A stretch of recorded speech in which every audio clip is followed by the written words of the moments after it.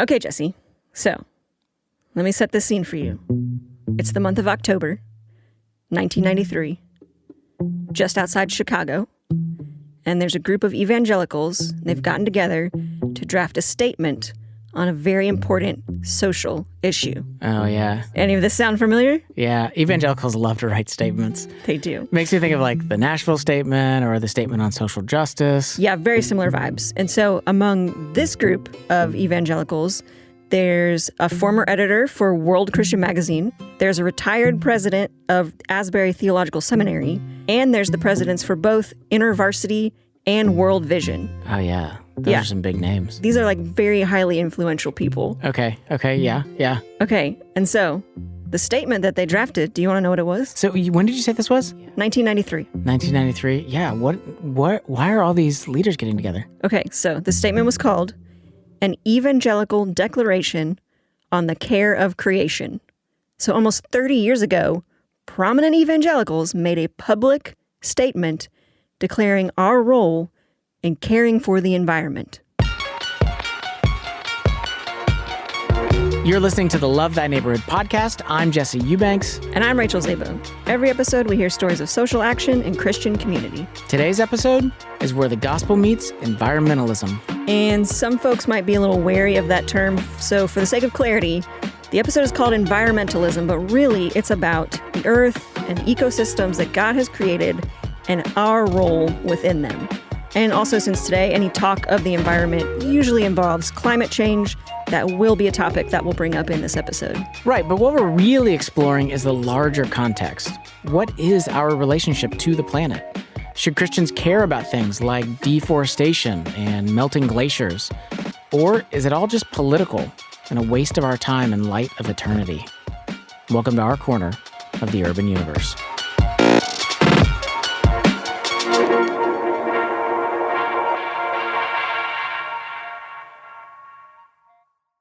Okay, Rach, so tell me more about this evangelical statement on creation care. Okay, so here, let me read you the opening sentence from the statement. It says, quote, "As followers of Jesus Christ, committed to the full authority of the scriptures, and aware of the ways we have degraded creation, we believe that biblical faith is essential to the solution of our ecological problems." Okay, so these are Christians that are saying we have impacted the environment in negative ways, and we believe that the fullest response to that will come out of our Christian faith. Yeah, exactly. Here's the thing that was baffling to me. You know, most people know about other statements that evangelicals have made. Like you mentioned them, the Nashville Statement, the Danvers Statement.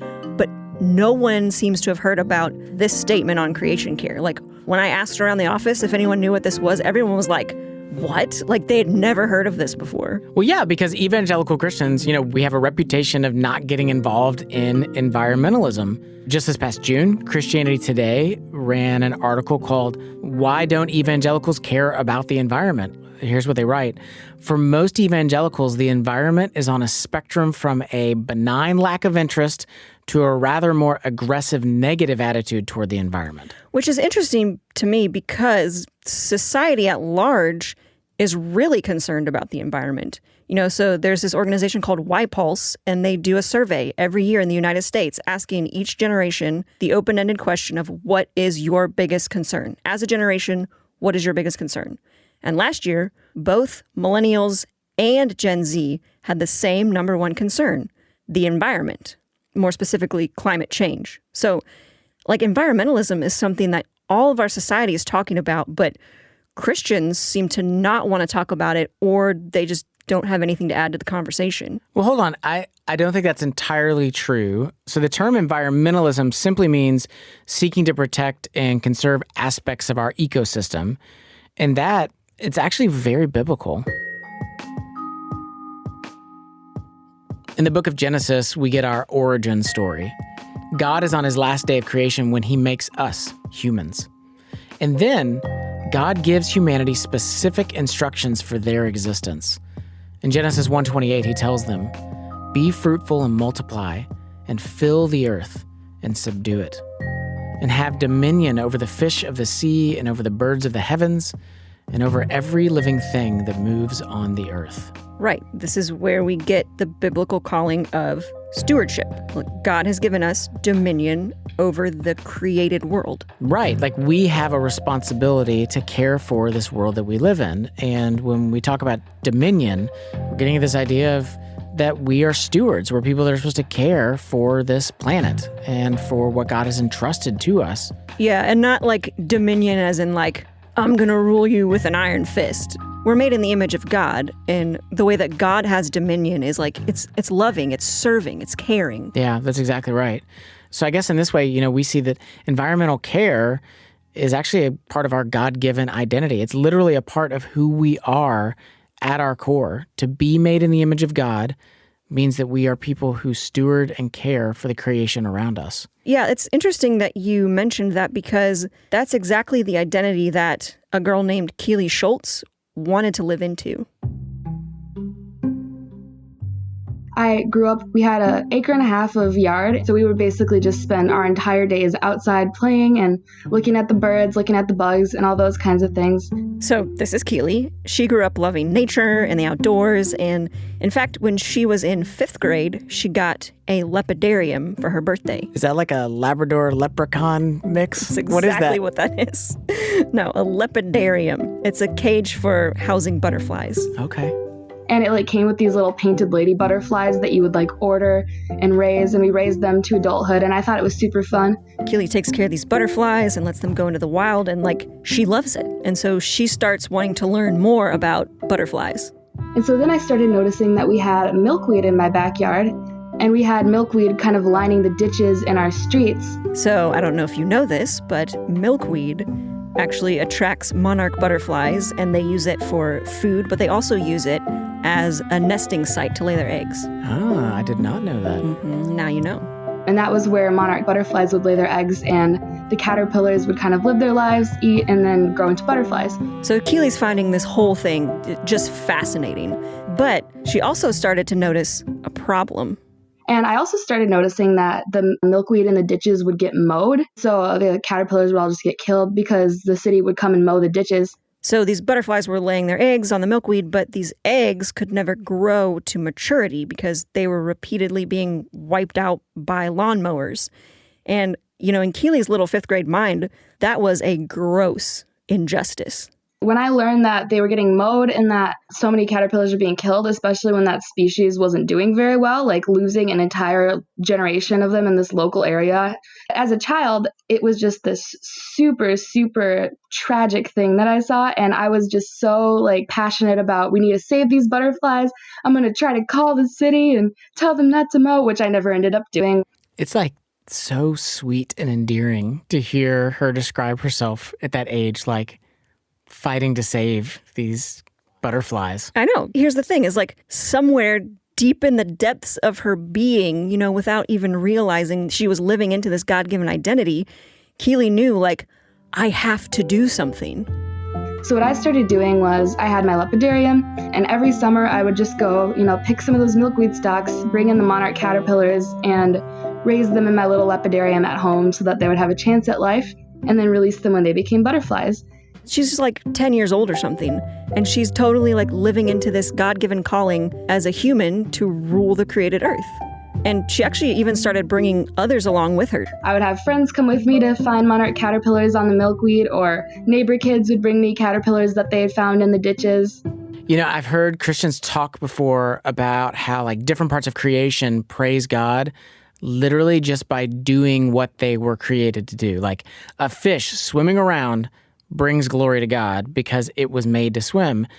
And that's the picture that I get here with Keely, that she's just honoring God by simply doing what she was made to do, to care for the creation around her. Yeah, well, hold on to that sweet sentiment for just a second because it's not going to last long. Oh, well, that's not encouraging. Okay, so as Keely went on into middle school and high school, she continued to be fascinated by the world around her, but she started to experience a problem that actually many Christians who are interested in nature or science run into, and that is that science and faith never really seem to mix. Church and Christian life was a little bit compartmentalized from my schooling and kind of the things I was learning in school.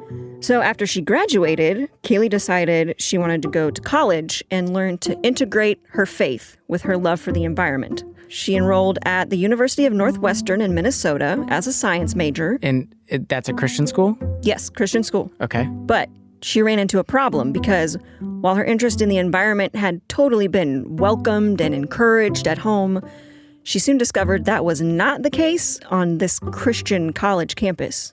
It was a lot of, white middle class to upper middle class Christians who were coming from homeschool backgrounds or private Christian school backgrounds. It felt like everybody was politically homogeneous. It felt like a lot of people didn't really support the major or interests that I had. And I definitely felt a little bit out of place for the first couple years there. So whereas before, Keely was bringing her friends and family along to help her rescue these monarch caterpillar eggs, and now some of her new friends were actually questioning her interests, and in particular, climate change. I can't believe that you think climate change is real. The science doesn't support it. It's just part of a natural cycle. God's just going to destroy the earth in the end, so why do you even care about this? It's almost like, oh, when you were a little kid and you believed in Santa Claus, but then you grew up and were like, hey, get with the real world. Santa doesn't exist. Yeah, totally. Great analogy, because even some of the professors at the school would scoff at Keely too. I had one professor, for example, who would say things along the lines of, here we're going to do real science, not like global warming. Or it would snow outside and he'd be like, oh, we could use some global warming right now. That's something people love to say in Minnesota when it snows. Oh, we could use global warming right now. And all of this kind of threw Keely for a loop because she had never really been faced with this before. There's just some really, really deep-rooted resistance to this concept among a lot of Christians. Again, I grew up in a very supportive Christian environment, and then I kind of transitioned into one where it was like, wow, some of the things that were no-brainers to me growing up, I'm actually having challenged here. So I guess the question I'm thinking is why? If we have this identity from God to be caretakers of what he's created, why are Christians so opposed to any talk of environmentalism? Yeah, okay, that's a great question. And, as I was researching for this episode, I kind of came across two big reasons why that might be the case. And here's the first one. There are a lot of people that will say that science is going to lead you away from faith. Coming up, science and faith have a showdown. We'll be right back. Hey LTN listeners, it's Anna, the media editor. Recently, we asked some of our alumni how serving with Love Thy Neighborhood has impacted them. And here's what they had to say. Hi, my name is Becca Andrews, and I'm from St. Louis, Missouri. I spent the summer after my sophomore year of college with Love Thy Neighborhood in the area of nonprofit leadership. The experience stretched me in so many ways as I learned about the art of neighboring and the opportunity each Christian has to live out and share the gospel wherever they are. The Love Thy Neighborhood program gave me a framework for the life I wanted to build as a young adult. If you want to find your internship where social action and Christian community meet, head over to lovethyneighborhood.org and apply today.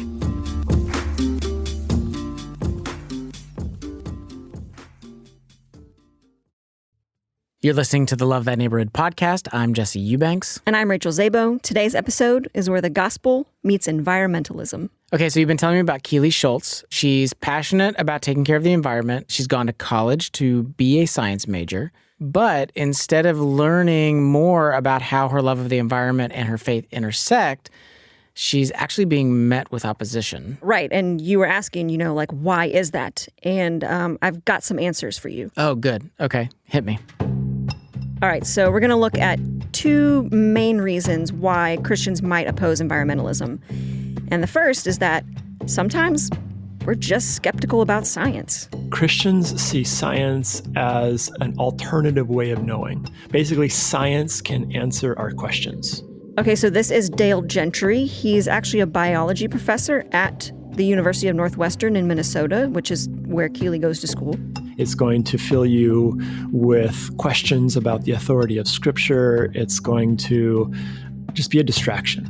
This resonates with me. I mean, for those of us that grew up in more conservative Christian circles, a lot of times science was seen like the boogeyman. Like science was something that could easily harm our faith in some way, or something that really couldn't be trusted.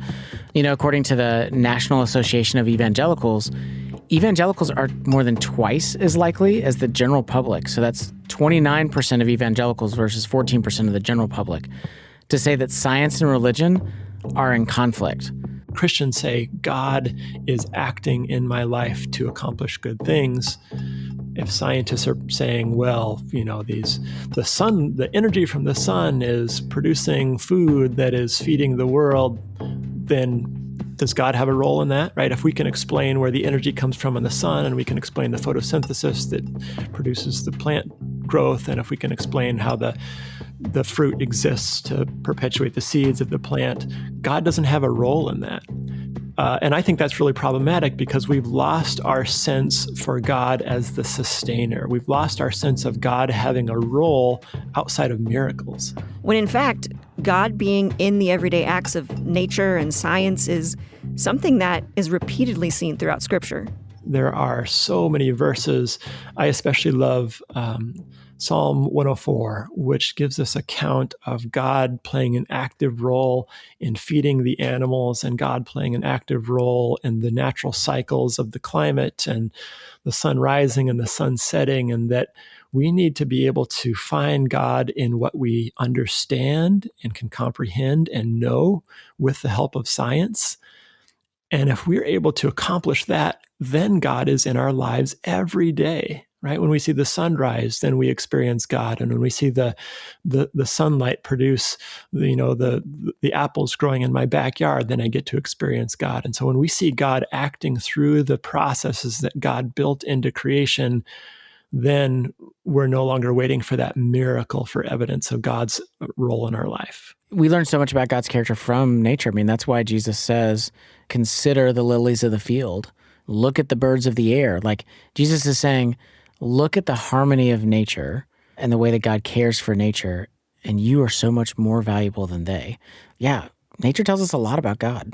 So what I invite people to do is to take those verses and spend some time thinking about them and meditating them. Say, if you can better understand the circumstances of light or water or a mustard seed or yeast, I think if you can better understand how those things function, which science gives us access to, I think you'll actually encounter God through that process, and you can get a clearer understanding of God. Yeah, and so, Dale would argue that actually science and faith aren't these two competing worlds, but that they fit very well together. And so if we have just science, we get part of the story, we get to understand how the world works, but we don't understand why it's here. And if we have theology, you get to understand why we're here, and we understand our purpose. But we also know if we go back in time 300 or 400 years when we had theology alone in the absence of science, we didn't know how to cure diseases, and we didn't know how to produce clean water, and we didn't know how the world works. So science produces knowledge, and yet science cannot understand Jesus. Science can't make sense out of love. Science can't provide an explanation for the virgin birth or the resurrection of Jesus.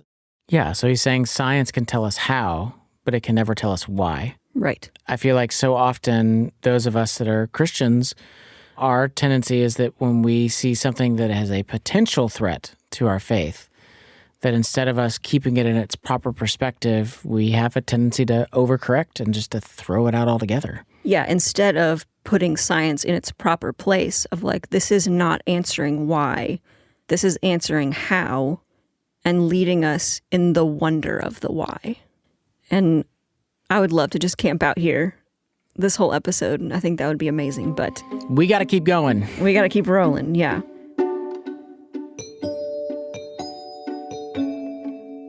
Okay, so back to Keely, and one reason why she might be feeling this tension on her campus related to her interest in the environment is skepticism to science. But there's another reason, too, that is sadly probably more pervasive and more hostile. And this reason is actually explained really well by scientist and evangelical Christian Katherine Hayhoe. So Dr. Hayhoe was unfortunately unavailable to speak with me in person, but she did give me permission to use this story from a TED Talk that she gave back in 2018. It was my first year as an atmospheric science professor at Texas Tech University. We had just moved to Lubbock, Texas, which had recently been named the second most conservative city in the entire United States. A colleague asked me to guest teach his undergraduate geology class. I said, sure. Okay, so Dr. Hayhoe is new to Texas. She's new to this school, and she's filling in for a class. And she's teaching on the geological carbon cycle. As I tracked the history of the carbon cycle through geologic time to present day, most of the students were slumped over dozing or looking at their phones. Yeah, so shockingly, no one's really on the edge of their seat to learn more about the carbon cycle. I ended my talk with a hopeful request for any questions. And one hand shot up right away. I looked encouraging. He stood up. And in a loud voice, he said, "You're a Democrat, aren't you?" "No," I said, "I'm Canadian."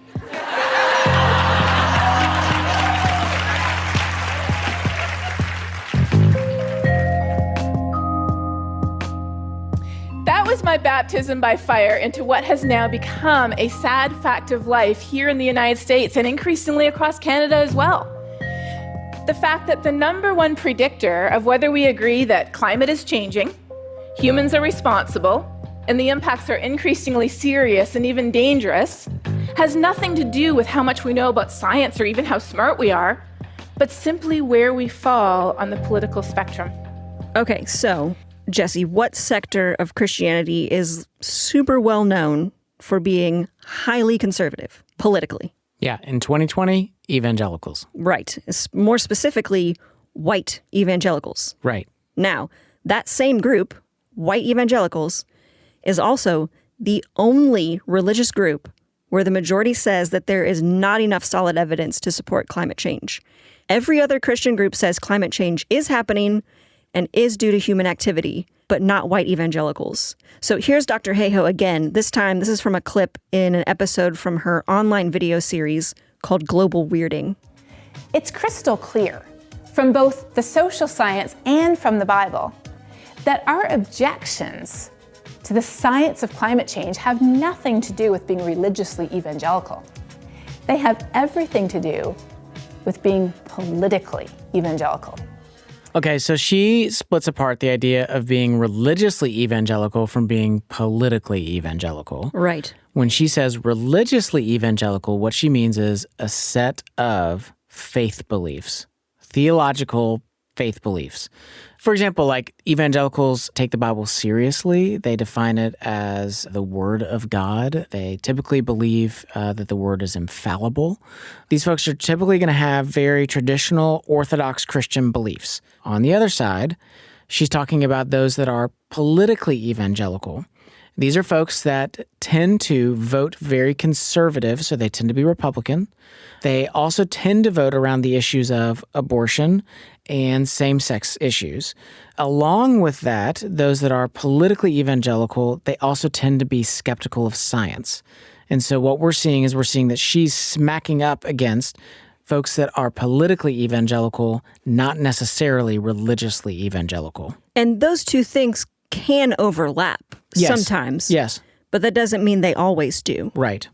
Yeah, and so I was curious, why has this issue of environment and climate change become so political? So, you ready for a history lesson? Yeah, please.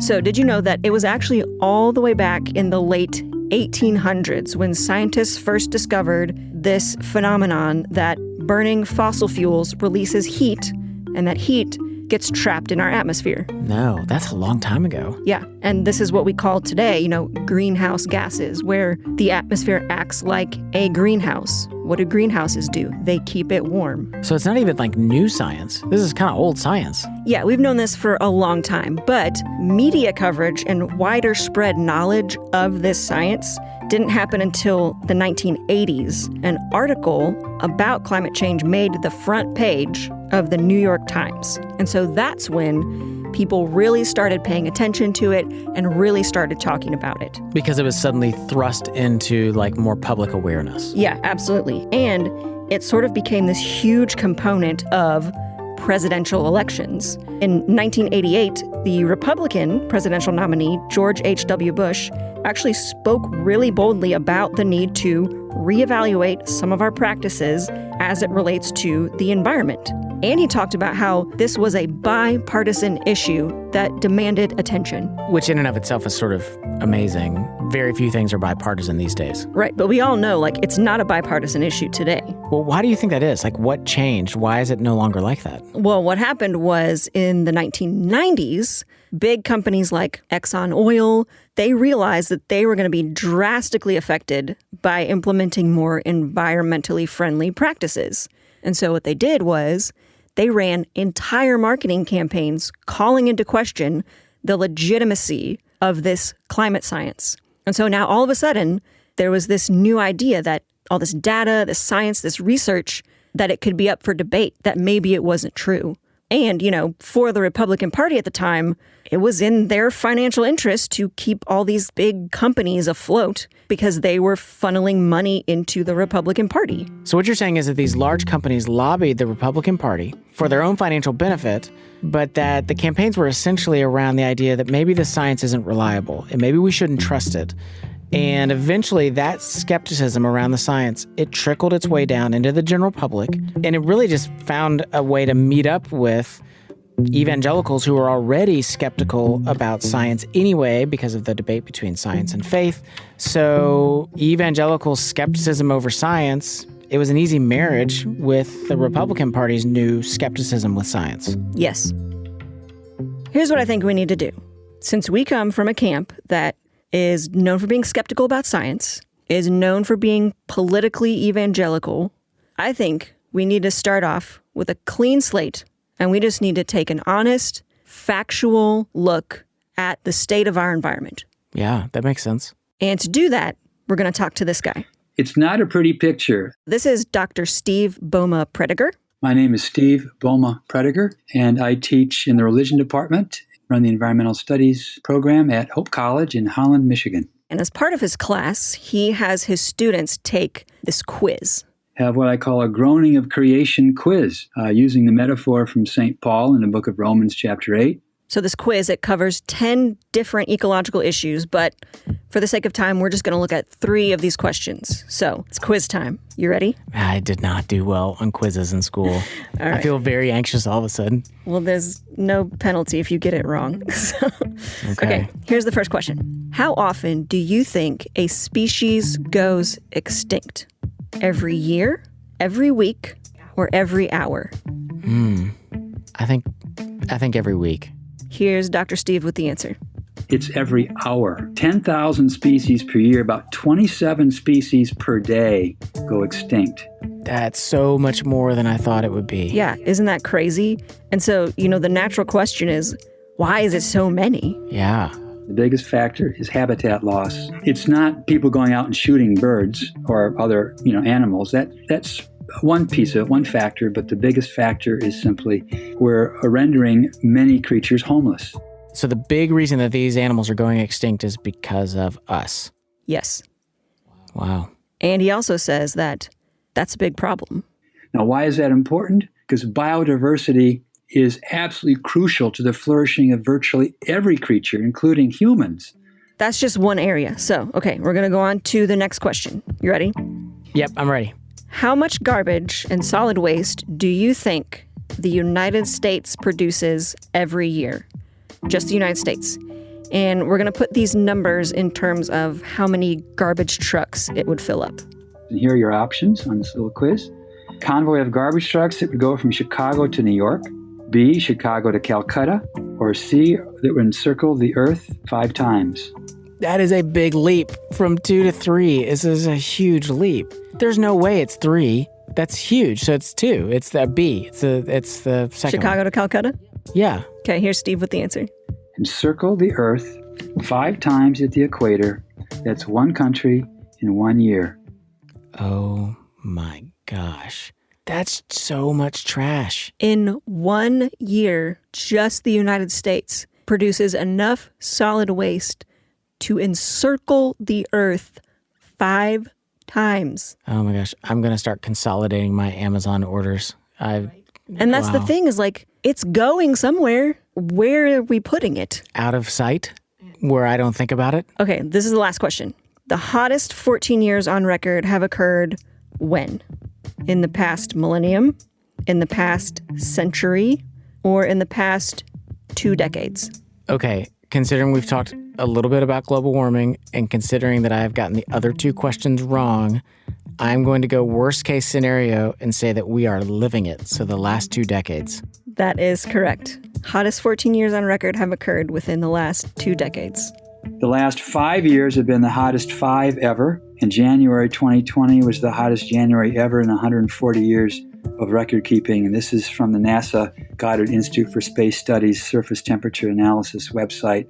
Yeah, but I guess, Rachel, I'm imagining some of our listeners are probably thinking, hey, I've read where that's just part of the natural cycle, that sometimes the Earth heats up as it gets a little closer to the sun, and then eventually that'll stop and we'll go back to a more standardized set of fluctuations. I mean, is that wrong? Yes and no. There is a natural cycle depending on, where the Earth is positioned away from the sun as it's going around. Like, yes, the Earth will cool for some years and then get warmer for some years. Like, that happens. The problem is that we are way off course for what that should be. When scientists look at the models and try to predict, okay, where would we be in this cycle of being warmer or cooler, we're supposed to be getting colder right now.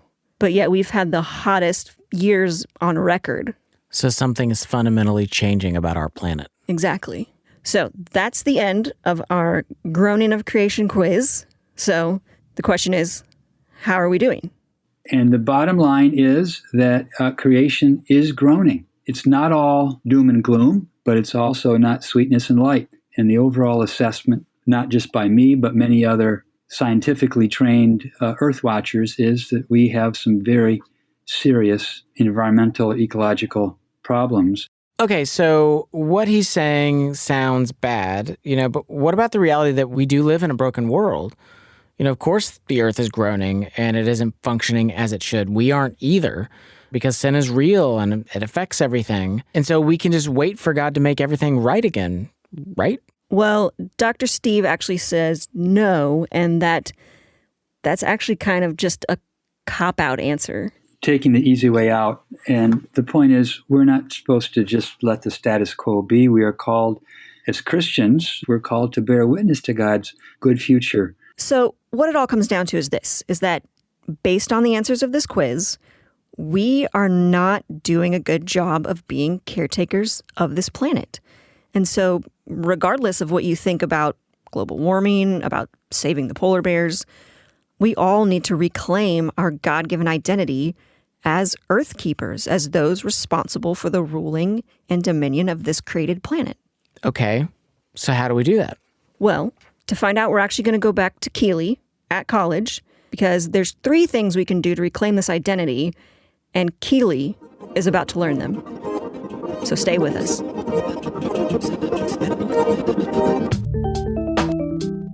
A lot of times when we think of evangelism, we really make it pretty narrow.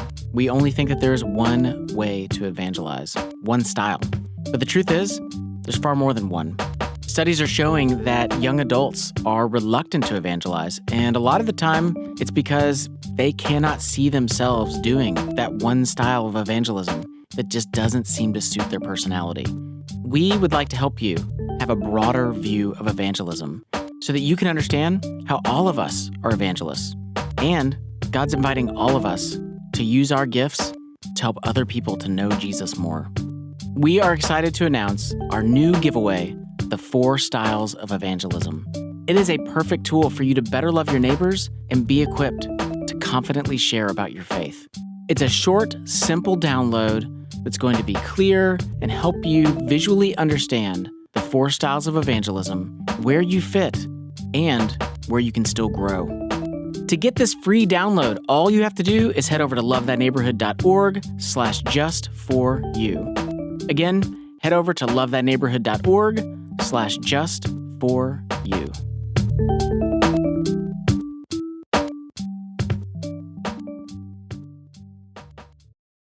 Welcome back to the Love That Neighborhood podcast. I'm Jesse Eubanks. And I'm Rachel Zabo. Today, where the gospel meets environmentalism. Okay, so we've looked at objections. We've taken the pulse of our planet. And we've seen that God calls us to care for this world, all of it, people, animals, atmosphere. So, Rachel, where is it that we go from here? How do we reclaim our identity as stewards, as caretakers of the earth? Okay, so we're going to look at 3 ways that we can reclaim this God-given identity as caretakers of creation. And like a good Baptist, I've made them very easy to remember. Nice. They are affect, awareness, and awe. So, going back to Keeley at college, she actually learned the first one, affect, in her biology class. So, at the end of class one day, her professor started shifting gears and talked about climate change. And he put these pictures up on the screen of people's houses and people's fields who had been kind of flooded. I believe it was in Sri Lanka. And he started to talk about the connection between like natural disasters, climate change, and kind of how inequitable the effects of climate change are. So an example of this is Hurricane Katrina. Have you heard of Hurricane Katrina? No, I don't think so. Not Katrina. Okay. Katrina. Yeah. So this is a hurricane that happened off I think it was the southern portion of Brazil. And what's really interesting is that Brazil is in the southern hemisphere. And typically, hurricanes don't happen on that side of the earth because the water's not warm enough. The water has to be warm for a hurricane to happen. And so for the longest time, there were no hurricanes in the southern hemisphere. And scientists started predicting, like, there's going to be a hurricane, off the coast of Brazil. There's going to be a hurricane. And everyone was like, no, there's not. Like, that's an impossibility. But because we've seen the temperature rising consistently across our planet, the water in the southern hemisphere is now warm enough that it supports hurricanes. Oh, that's fascinating. Terribly fascinating. Yeah, and so there's a lot of connection between natural disasters and the state that our planet is in. Wow.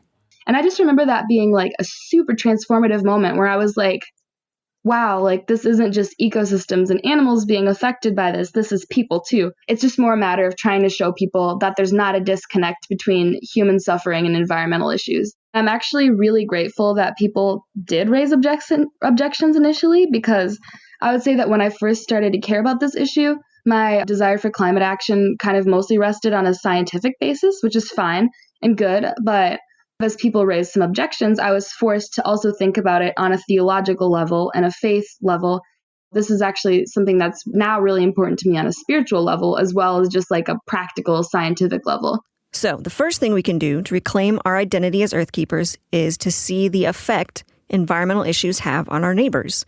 What are the 2 great commandments that God gave us? Love God, love your neighbor.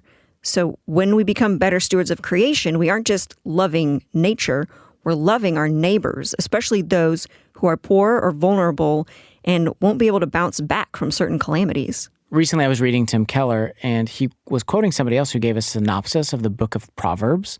And he said, basically, the book of Proverbs can be boiled down to this: the righteous disadvantage themselves to advantage the community. The wicked disadvantage the community to advantage themselves. And I feel like so much of that applies to this topic of the environment. So, the first way is affect. The second way is through awareness. So, it's not realistic for us to care about every single place on the earth. We don't have the capacity to do that. So, start where you are. And Dr. Steve actually suggests 2 easy things to do this. Know where your water comes from and know where your trash goes.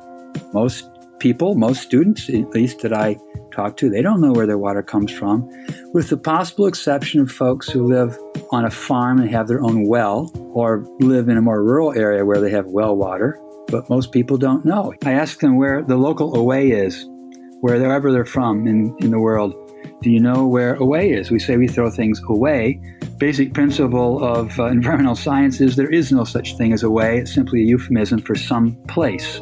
So wait, why is it so important to know where our water comes from? Like, why is he emphasizing that? Let me give you this quote. This is actually from Dr. Steve's book, For the Beauty of the Earth. He says, "We care only for what we love. We love only what we know. We truly know only what we experience. If we do not know our place, know it in more than a passing cursory way, then we're destined to use it and abuse it."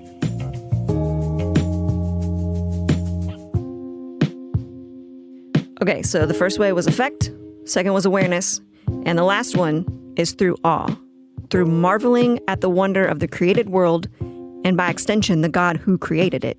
So, getting back to Keely, even though she was learning about all these effects and becoming aware of her environment, she was still running into people who just weren't interested in what she had to say. And I would talk to people about the things I had learned, and I'd be really excited and passionate about the church's ability to take action. And then some of those conversations would just go super poorly. So what Keely did was she thought back to when she was in 5th grade, bringing her friends along to help save the caterpillars and the monarch butterflies. And so Keely started to think that maybe she could do something similar in this context. So the plan that I came up with was to start a hiking club at school, because I knew that one of the biggest ways that I came to care about environmental issues was just falling in love with creation. Yeah, she started getting out in nature with her classmates, taking time to appreciate and wonder at what was around them. When I've been in times of, consideration of like my place in the world, God's plan for me, those kinds of things, a lot of Psalms have been really helpful for me. Just thinking about like the different nature imagery that's used and kind of how I see a lot of Psalms as an affirmation of like God communicating with humanity through nature. So, can I ask you a question? Yeah. What is a moment or time when you've been in nature and you were just awestruck at the wonder or the beauty that was around you?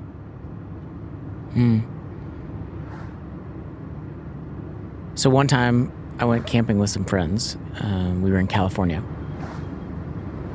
And we're driving through California and we're passing Sacramento. It's fairly like the lowlands.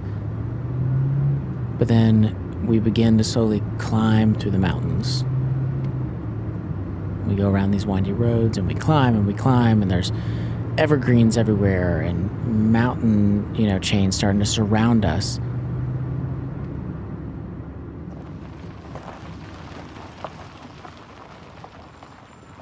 And eventually we come to this cabin.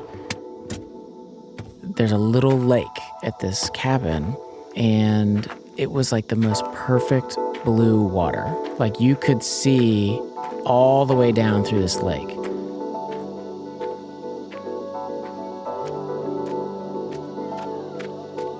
And we would go like jump off the dock and go for a swim first thing in the morning.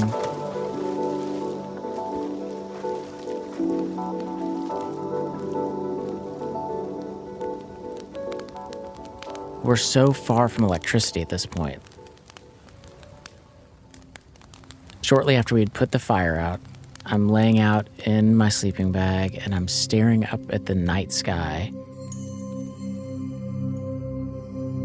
And there's just stars. I mean, just thousands of stars. And over again, we could just see shooting stars passing by. And it was just this moment where you began to realize the universe is so big.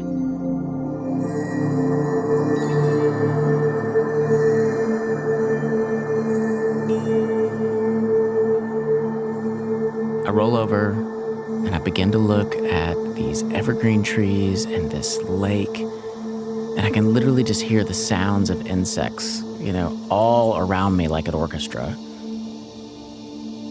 And it just made me begin to realize how vast this planet is.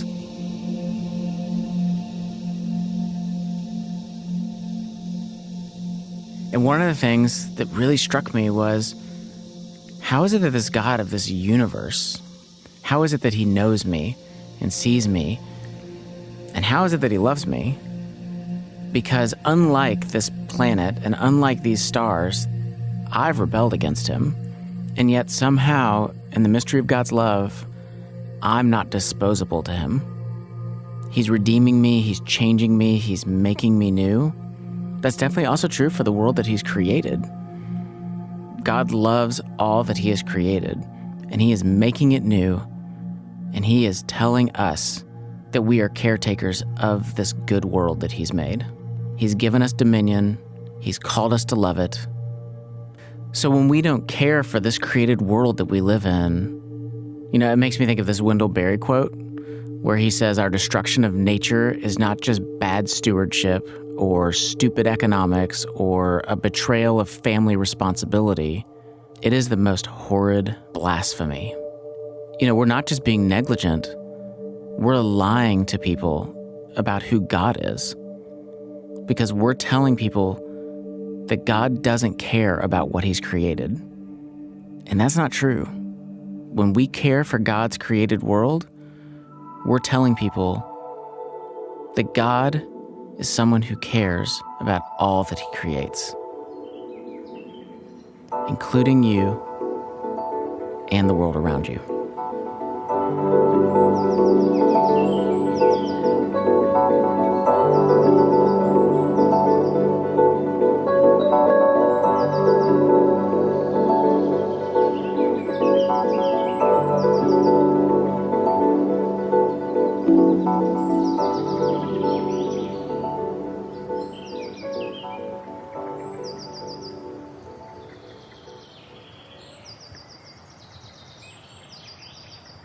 For even more resources on this topic, or to hear past episodes of this podcast, visit our website at lovethyneighborhood.org/LTN podcast.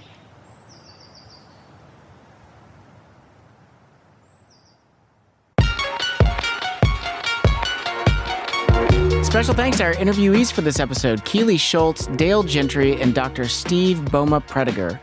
If you want to learn more about how science and faith interact, go check out Dale Gentry at his website, Disciple Science. He's got videos, podcasts, and other great resources at disciplescience.com.